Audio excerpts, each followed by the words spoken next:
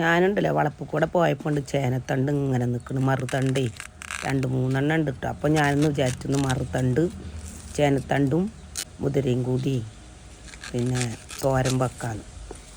ഇന്ന് ഉപ്പേരി ഉണ്ടാക്കല. അപ്പോൾ ഒന്ന് തോരനാണ് വെക്കണം കേട്ടോ. അപ്പോൾ ഞാൻ ചേനത്തണ്ട് 2 പൊട്ടിച്ചു. ഒന്ന് കുറച്ച് ഇടർന്നിരിക്കണം, എന്നാലും മൂത്തിട്ടൊന്നുമില്ല. അങ്ങനെ അത് പൊട്ടിച്ചിട്ട് വന്നിട്ട് പിന്നെ ചീനമുളകും പൊട്ടിച്ചു കേട്ടോ. അപ്പോൾ അതിലിടാൻ ചീനമുളകാണ് അത് ഇടുന്നത്. പിന്നെ ചീനമുളക് കുറേ കിട്ടിയിട്ടോ.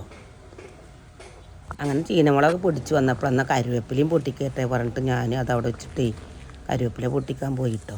എൻ്റെ വീട്ടിലുണ്ടോ കരുവേപ്പില നിറയെ നിൽക്കുന്നുണ്ട് കേട്ടോ. ചേനത്തണ്ട് മുറിച്ചിട്ട് അടുപ്പത്ത് വെച്ചു കേട്ടോ. ഞാൻ കഴിഞ്ഞ വീഡിയോയിൽ കാണിച്ചിരുന്നില്ലേ കുമ്പളങ്ങ പൊടിച്ചത്.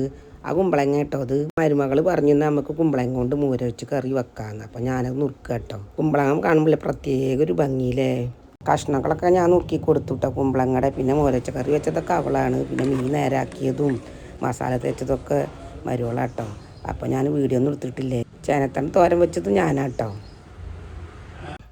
കുറേ ദിവസം കഴിഞ്ഞിട്ട് കല്യാണത്തിരക്കായിരുന്നു. ഒന്നും ചോറും കൂട്ടാനും ശരിക്കും വെക്കാറേ ഇല്ല. എന്നാൽ അപ്പോൾ ആദ്യമായിട്ട് എല്ലാവരും കൂടി ഇരുന്നിട്ട് ചോറിന് കേട്ടോ. കാരണം അറിയാം കല്യാണത്തിന് പോവുക വരിക നേരം വെളുക്കുക പോവുക അതന്നെ ഇരുന്നു പണി. ഒരാഴ്ച കല്യാണമായിരുന്നു. അപ്പോൾ ഇന്നെന്ത് ചെയ്തെന്ന് എല്ലാവരും കൂടി. എൻ്റെ ചെറിയ മോനും കുട്ടിയാണ് കേട്ടോ. അത് വെക്കേഷന് വന്നതാണ്. 8-10 ദിവസം കല്യാണത്തിരക്ക് കാരണം ഒന്നും വീഡിയോ ഒന്നും എടുക്കാറില്ല കേട്ടോ. അപ്പോൾ ഇന്നിപ്പോൾ എന്താണെന്നറിയാം, ഇന്ന് കുമ്പളങ്ങ പൊട്ടിച്ചിട്ട് കുമ്പളങ്ങ മോര വെച്ച കറി വെച്ചു. പിന്നെ അമൂറുണ്ടായിരുന്നു, അമൂറ് മേടിച്ചത് പൊരിച്ചു. പിന്നെ ചേനത്തണ്ടും മുതിരയും തോരനും ഉണ്ടാക്കി.